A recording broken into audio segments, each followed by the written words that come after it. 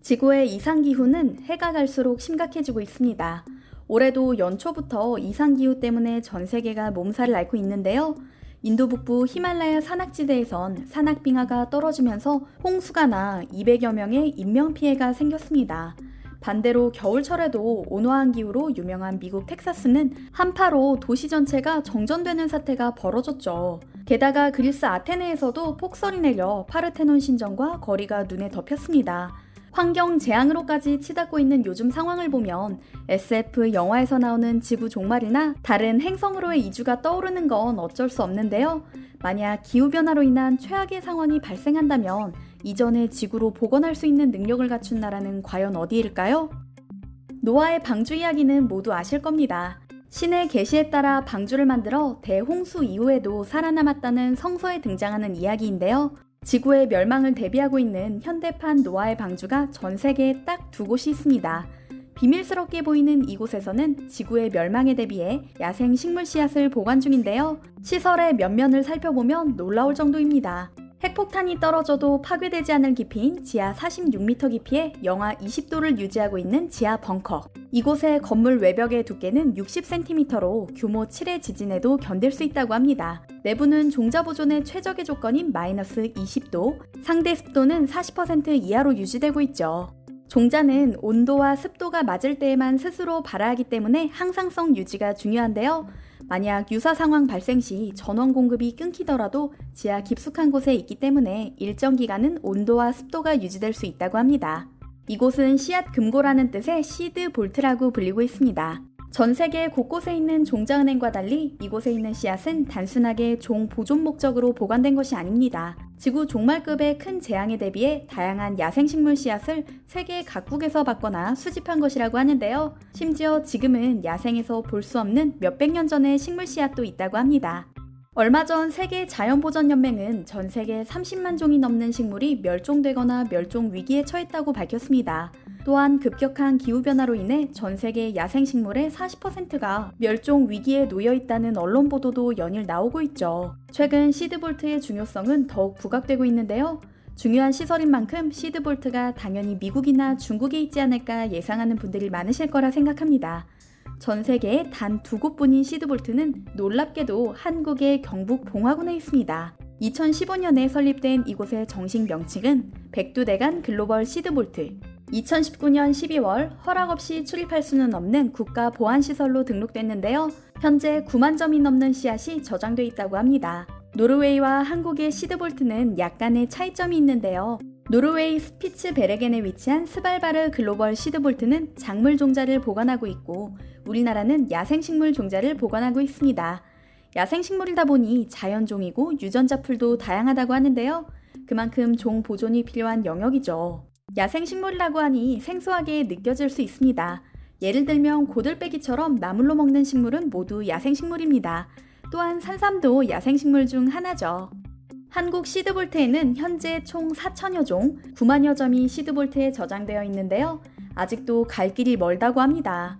전 세계에서 30만 종이 넘는 야생식물이 있을 것으로 추정되는데요. 겨우 1% 정도가 시드볼트에서 보존된 것이죠. 보관 중인 종자 중에는 특이한 것이 많습니다. 우리나라 최고령 550년 철쭉 종자, 지난 태풍에 쓰러진 해인사 천연기념물 전나무 종자, 기후변화로 사라져가는 고산식물인 구상나무 종자 등이 있습니다. 700년 전 고려시대 연꽃, 아라홍연까지 있다고 하니 놀라울 따름입니다. 세상에 수많은 식물과 작물이 있는데 굳이 보존해야 하는 필요가 있나 의문이 드는 분도 계실 것 같습니다. 그러나 20년 전 자연과 지금을 비교해보면 그 차이가 극명합니다. 수많은 식물종이 우리가 눈치채지 못하는 사이에 지구상에서 자취를 감췄죠. 오얏나무 아래에서 갓근을 고쳐매지 말라는 속담을 아시나요? 여기서 오얏나무라고 하는 것은 토종 자두를 말하는데요. 오늘날엔 멸종되어 볼 수 없는 나무입니다. 우리에게 익숙한 바나나와 코코넛 같은 경우도 멸종 위기에 처했을 정도라고 하니 시드볼트의 중요성을 새삼 느끼게 됩니다.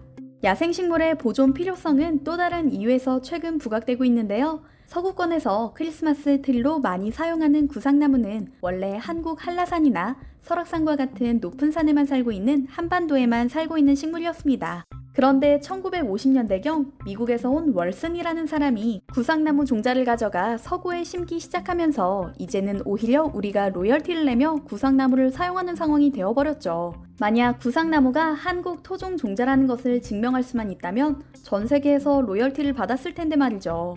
이런 뼈아픈 경험을 한 한국은 시드볼트를 만들면서부터 한국의 야생식물에 대해서는 유독 상세히 기록을 남기고 있습니다.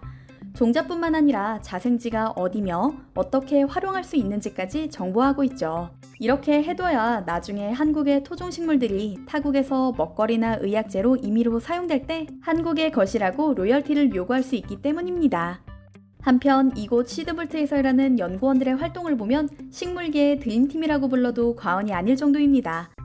수만 가지의 식물들을 컴퓨터처럼 구별해낼 뿐만 아니라 종자를 채집하기 위해서 사람이 다니지 않는 숲속을 헤매며 실제로 식물 종자를 채집한다고 합니다. 시드볼트에 없는 야생식물의 종자를 채취한 경우 종자 내 수분 함량을 줄이기 위해 우선 건조를 하는데요. 깨끗하고 건강한 종자를 선별하고 품질 검사, 종자 분석은 물론 데이터까지 상세하게 입력한 후 시드볼트에 저장한다고 하죠. 이를 위해 중장기 저장시설, 현미경실, 발화 실험실 등이 있으며 탐색 수집팀을 비롯해 종자 보존 저장팀, 활력 검정 이용팀, 종자 교류 협력팀 등 총 4개 팀이 업무를 수행하고 있다고 합니다. 시드볼트는 한국뿐만이 아니라 전 세계 모든 곳에 야생식물의 종자를 보관 중인데요. 무상으로 위탁받아 종자를 영구 보존하는 역할도 하고 있습니다. 종자 소유권은 기탁한 기관에만 종속되게 되는데요. 기탁기관의 동의 없이는 종자를 절대 활용하지 않는다고 합니다. 인상적인 것은 블랙박스 시스템입니다. 기탁기관이 보내온 종자박스를 개봉하지 않고 그대로 금고에 보관하는 것이죠. 이상용 시드볼트 센터장은 저장하고 있는 식물들이 각 나라에서 피치 못할 사정으로 멸종됐다 했을 때 종자를 꺼내서 복원하는 데 도움을 주고 있다며 전체 저장할 수 있는 양이 총 200만 점 이상이기 때문에 아직도 여유가 있다고 말합니다. 최근에는 키르기스스탄 등 중앙아시아 4개국과 서아시아 조지아에서 종자를 기탁받아 아시아 종자 보존에도 힘쓰고 있다고 합니다.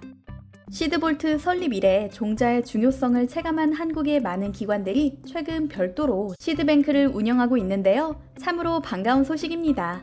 앞으로 이런 종자 전쟁은 전 세계에서 보다 치열해질 것으로 보입니다.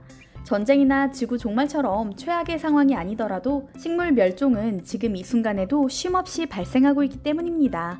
따라서 시간이 흐를수록 필요한 종자를 보유하지 못한 나라에서 로열티를 주고 종자를 사가는 일이 빈번해질 것으로 예상되는데요. 이런 점에서 한국은 다른 나라보다 몇 발 앞서 있는 것 같습니다. 누가 시키지 않았는데도 당장 수익이 나는 일이 아닌데도 묵묵히 지구를 지키기 위해 노력하는 한국인들. 한국의 선견지명에 감탄하게 되는 하루입니다.